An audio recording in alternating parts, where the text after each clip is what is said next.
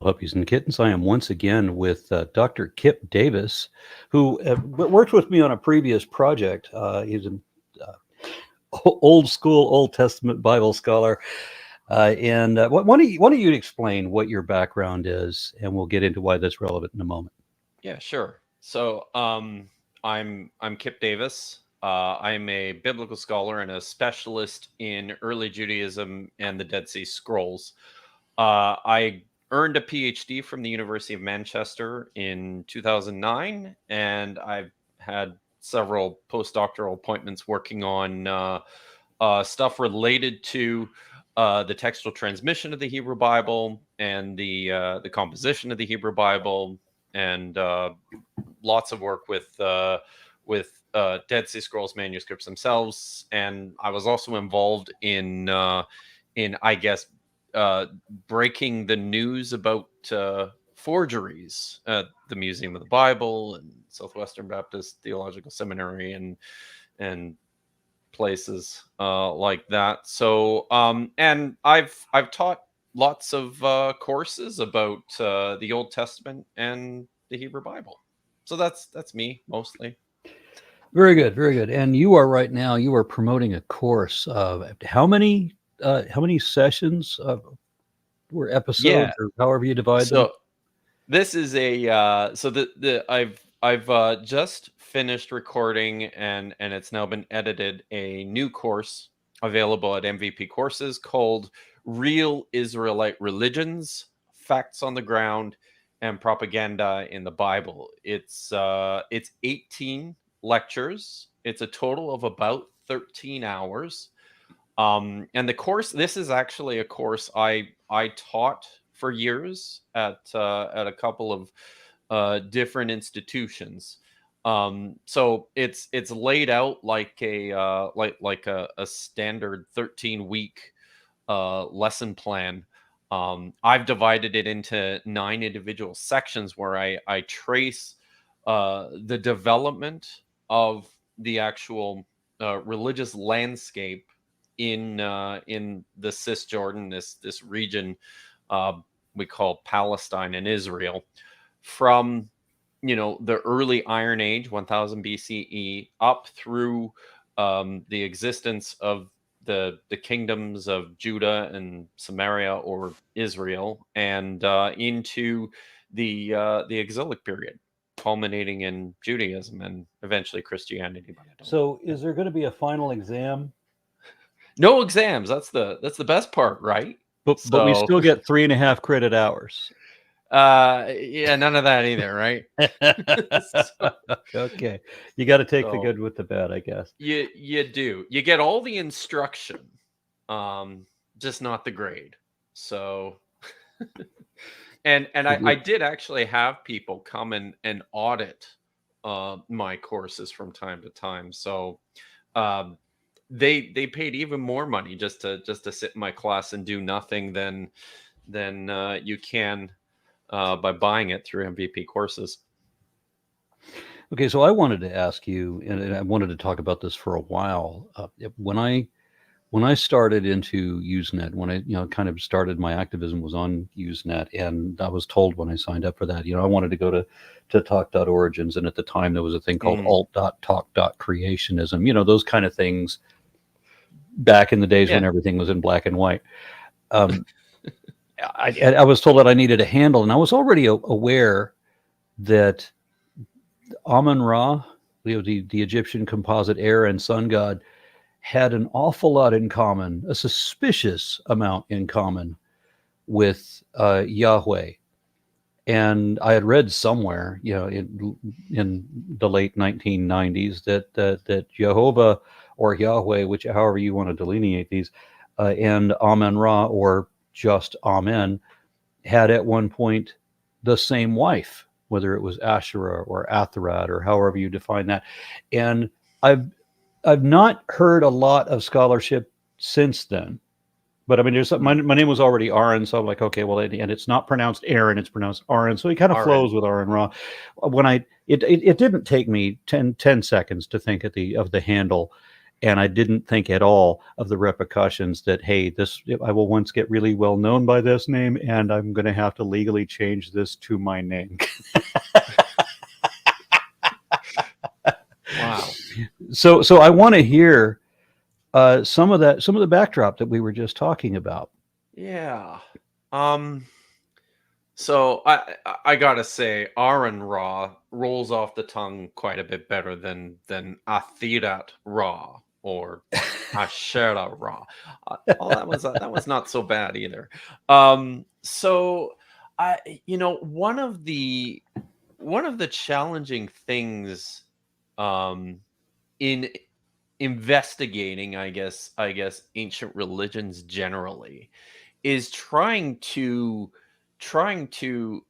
accurately understand and then express where these religions intersect, and then when they where they separate from one another, because one of the things that we invariably encounter with religious expression, very unsurprisingly, you know just to kind of give people a picture in their mind of what this looks like. Israel is right on the coast, the Mediterranean coast there, um, on the eastern shore of the Mediterranean. Directly to the south is Egypt. Directly to the north is the Hatti Empire, or the Hittite Empire, and which, for the duration of the period in which the Bible purports to tell us about, was controlled by the Assyrians.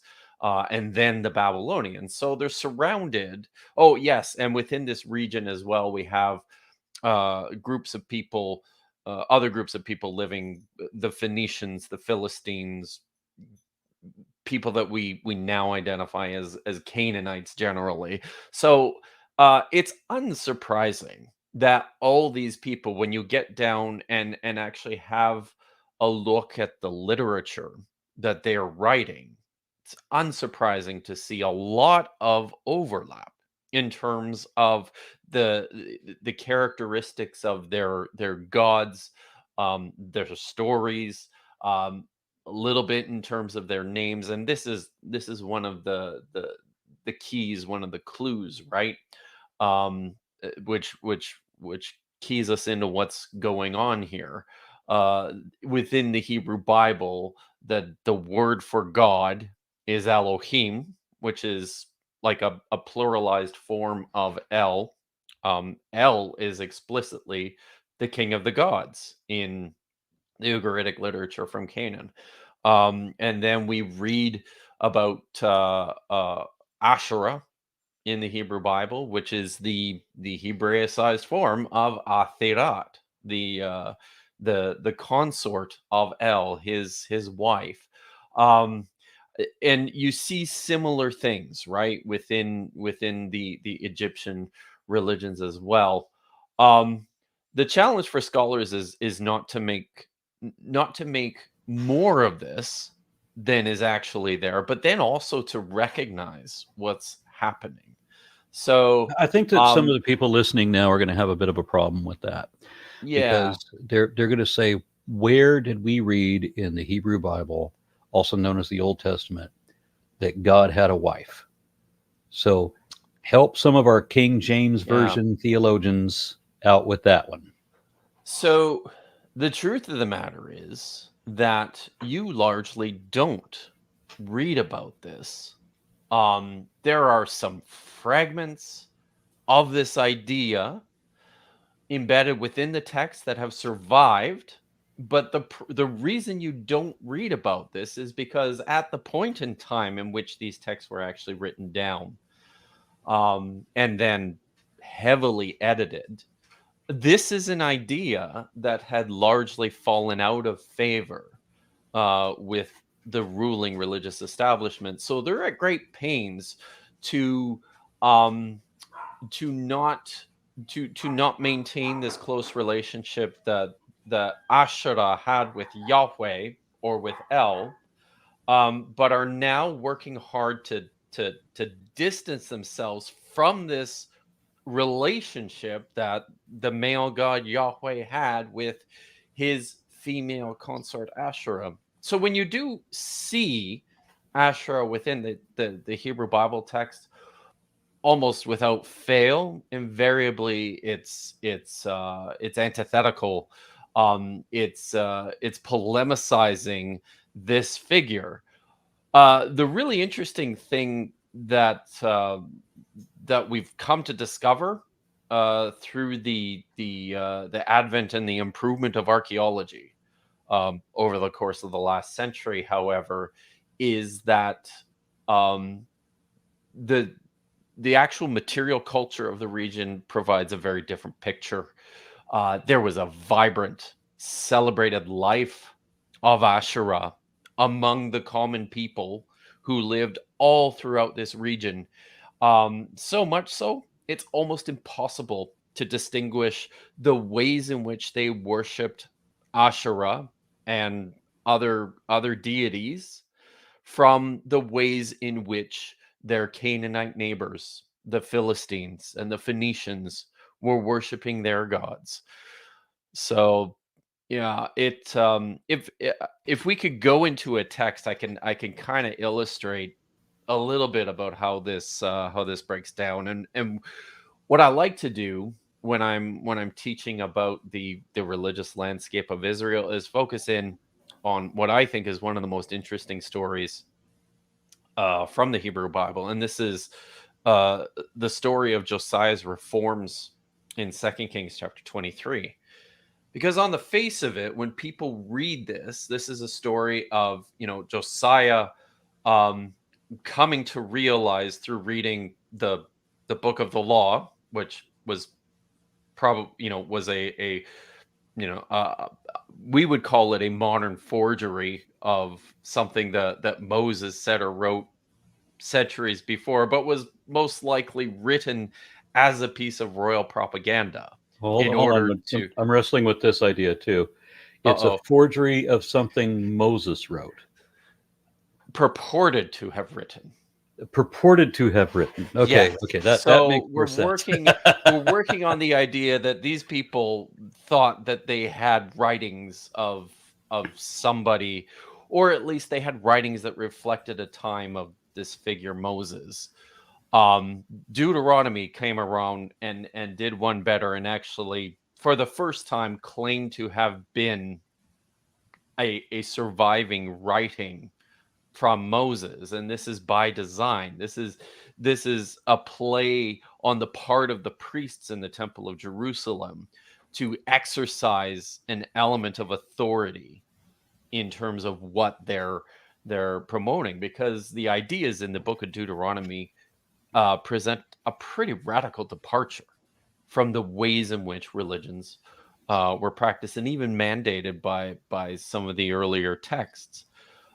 So what happens here is Josiah begins this program of religious reform on the basis of this text, um, and supposedly on the authority of Moses.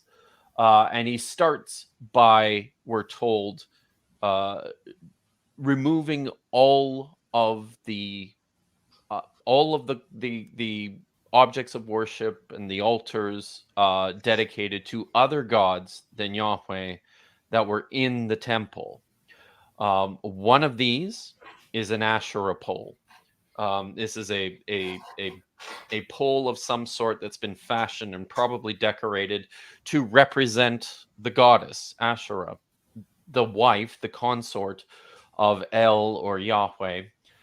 Josiah takes it out of the temple. We're told that he grinds it up into little bits and then he burns it and turns it into ash. And he's going above and beyond just removing these items from the temple. All the other items are just taken out. Um, he goes the extra mile to make sure this thing is good and dead, destroys it completely, right? And then, after doing so, we're told in the text that he takes these ashes of this Asherah pole and then he scatters them on the graves of the common people, the Ha'aretz, literally the people of the land. And this, comes out as a passing comment, and the casual reader is going to miss this. But when you sit down and you think, well, what's going on here? Why is he doing this? Why is he scattering the ashes of this Asherah pole on the graves of basically the people who just live in the countryside, with their families trying to eke out a living for themselves? And the archaeological record provides us a pretty clear picture now of what's going on, because we see that this is how people living in Israel for as far back as we can tell, this is how they worshiped. This is how they practiced religion. They were worshipers of this goddess figure inside of their homes and with their families. And importantly, this form of religious expression was one in which women actually exercised some autonomy and some authority, because this was household worship, and women were charged with the upkeep of the household. They were the ones who also um, were the primary practitioners in the celebration of this very, very popular female goddess figure. So for the king to come along and basically destroy the representation of the goddess, this pole, and then to scatter these ashes on the graves and desecrate the graves of these poor people, he's really just thumbing his nose at his own very poor subjects. He's expressing his utter contempt for them, for their beliefs, for their ideas, for their ways of practicing and doing religion, and in so doing, also effectively completely disenfranchising women from the role uh, of worship, of religion, as it becomes centered and fixed just within the environs of the Jerusalem temple, this one place where you can only worship this one God. So this is how we ought to be reading these stories in the Hebrew Bible. It's royal and priestly propaganda that's designed precisely to promote this really minority idea about who Yahweh was and what he did, um, to the exclusion of all these other gods who, for most of the people, had an active, effective, celebrated function in their day-to-day lives. Well, I appreciate all that. Are you aware of any of the overlap with Egyptian mythology? Where Atharet exists there too? So unfortunately, my I Okay. have a limited grasp on that. My focus has tended to be with regards to the religions of the Levant, focusing on the closer relationships Yeah. with Ugarit and the Yeah. Canaanite stuff. Of But course, you understandable. I got one other question. If you could give me just the briefest uh, analysis of what of the identities or the emergent identities of El and Yahweh and Jehovah. Are Yahweh and Jehovah different identities in some way originally? Yahweh and Jehovah? Yeah, No. So because they are the same. They always were the same character. as yeah, so and I mean Jehovah itself is just a this is a German transliteration of the word Yahweh as it Okay. appears, and it's so there's a bit of a development to this as well. The Hebrew script, the Hebrew language is a consonantal script. There's no true vowels in it. So after a long time, when spoken Hebrew had passed out of usage, and only survived in these Hebrew Bible texts, and then in the writings in the Talmud. This is in the medieval period. Uh, Very bright scribes came along and developed a system of vowels that they started penning underneath the letters to give them like a phonetic value and to help with learning the language. When it came to the word Yahweh, which was the name of Israel's God, eventually, um, they decided that at a point in time, we're unsure when, but it seems to be happening already right around the time of Jesus. Uh, it it comes to be thought that even just the expression and the pronunciation of the name was totally taboo. So what Jewish scholars did was they marked this word Yahweh with a set of vowels that they thought would indicate, you know, an impossibility of pronunciation. So they took the vowels of another word, Adonai, which means Lord, and they put them underneath the letters which indicate Yahweh. And so when they're reading, the Torah in the synagogue and they encounter this word, they see, oh, yeah, can't pronounce that. So we just say Adonai, or then eventually came to say Hashem, which is the name. But many years later, in German, in the development of German critical biblical scholarship, they decided they had no qualms about attempting to pronounce this. So it ended up sounding like YeHoWaH, which is where Jehovah comes from, but it's really just a Yeah, Germanized version of pronunciation. that, So that was another thing that I had confusion with, because the way that I read what is it called, the Tetragrammaton, the yes, YHWH, I that's the always four letters. pronounce that as, if I put if I put the right vowels in there, that's pronounced YeHoWaH. And one of the Yeah, readings that I that somebody said that the name of God is pronounced when we are walking, like I guess when you're out of mm, breath because you've been walking so far. So just the interesting. way that you breathe, yeah, ho, wah, yeah, ho, wah. So I mean that's how I That's pronounce it. clever. And one person says that that's correct essentially, and then another person says no, that's completely wrong. See, So and we're still at a loss as to, and it's one of the it's pretty, I think it's kind of a fascinating mystery still about where this deity came from. We really don't know a lot about Yahweh outside of the Hebrew Bible. We got little snippets of information.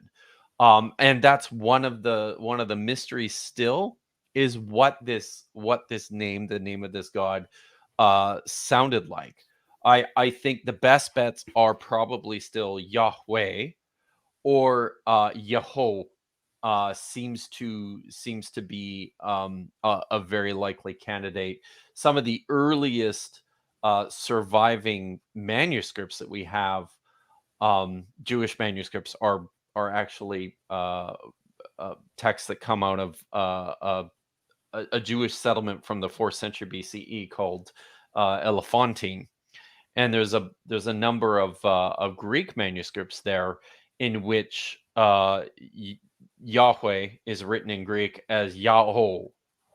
And so this is it has so to do, the name of God is Yahweh.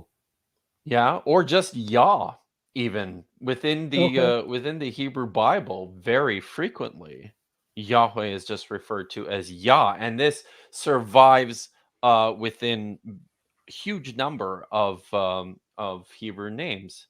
Because it Eliyah. was Talmudic legend, I think it is, that Lilith knew Yeah. that Lilith knew the name of God, and so she could say that name, and it would give her the ability to fly. Oh. So if I could just figure out what the name is, Well, this is Rumpelstiltskin, Taserface. I mean, and this is I mean, this is an idea that is still embedded within the text, right? If you can, knowing the name and being able to use the name of a deity is a form of power. It's a form of magic, right? And this is why the instruction within the 10 commandments, or the 10 words in the first place, is do not invoke the name of Yahweh. It's in vain, it's without purpose or without meaning, right? Because the name itself, in the minds of these ancient people, is imbued with magic properties, and saying it is you have it's reserved for specific contexts, sorry, as a means to uh invoke power or even control. over the gods. Names are an interesting, just names generally, and the idea of naming in the Bible is pretty fascinating. So Because don't. quite often it's about ownership, it's about control, it's about Well, it's yeah, about reverence, isn't it? I mean, you have to be fearful even to say the name, because only then do yeah. you express how strongly you believe in and fear this God. And it totally destroys Some of everybody's that too. pseudo reality when you got some guy going, Jehovah, Jehovah, Jehovah. It's true. All Yeah. right. Dr. Kipp Davis, um, good luck on your upcoming project. And really glad to have this chance to talk with you a little bit. I would love to have some other projects that we can work on together, because I think you and I hit it off very well in the last one that we did, which was the Yeah, I only think one so too. we've done so far. So if you've got anything That was fun. coming up that we can work together on, let me know. I will do the same. Certainly. Sounds good, Aaron. All right. Thank you very much. The links Uh, to his course are below. Check it out. Get signed up. 13 hours of this? 13 hours for $50. There's a whole bunch of other stuff included too. I've got like 30 pages of notes, and I've turned all my PowerPoints into PDFs that you can download. I've got a huge bibliography with I think it's over 150 other sources. If you're dying to read for the rest of your life, you can do that. Outstanding. Check all of that out, because I get critics very often. I got a critic last week who complained that I obviously don't know anything about the Bible, and I maybe should read it or get someone who knows the Bible to read it for me. I'm like, oh, well, here's what I'm doing that right now. Let me show There you you. go, man. There you Thank you, go. Dr. Kipp. You bet.